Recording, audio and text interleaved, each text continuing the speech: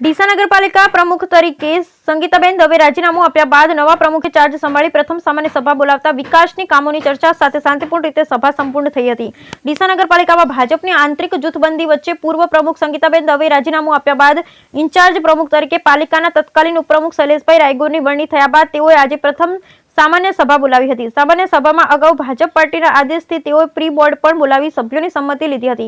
આજની સામાન્ય સભામાં કુલ 38 સભ્યો હાજર રહ્યા હતા, જ્યારે એક સભ્યની રજા ચિઠ્ઠી આવી હતી।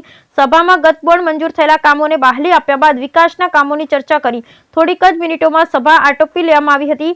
પાલિકાના નવા વરાયેલા પ્રમુખ શૈલેષભાઈ રાયગોરે શહેરમાં સ્વચ્છતા વિકાસના કામો અગ્રતાને ધોરણે કરવામાં આવશે તેમ જણાવ્યું હતું। બ્યુરો રિપોર્ટ ભરત કડી, સૌરાષ્ટ્ર।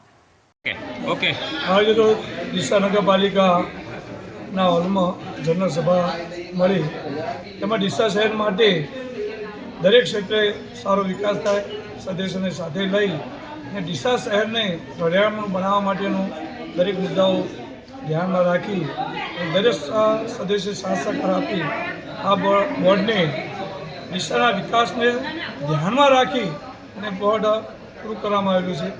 અને ડીસાના લોકોને પણ વિશ્વાસ આપું છું કે દરેક ક્ષેત્રે ડીસાનું સ્થાન ધ્યાનમાં રાખીને જ જે પણ કાર્ય કરીશ એ ડીસા માટેના જ કાર્યો હશે એવો વિશ્વાસ આપું છું અને દરેક સદસ્યોનો ખૂબ આભાર માનું છું। શું બહાલી આપવામાં આવી અને કયા કામોને આજના બોર્ડમાં સેનિટેશન હોય, બાંધકામ હોય, પાણી પુરવઠા હોય, એ દરેક મુદ્દાઓ જે હોય એ દરેક મુદ્દાઓને આવરી લેવામાં આવેલા હશે અને એને પૂરેપૂરો અમે અમલ કરીશું।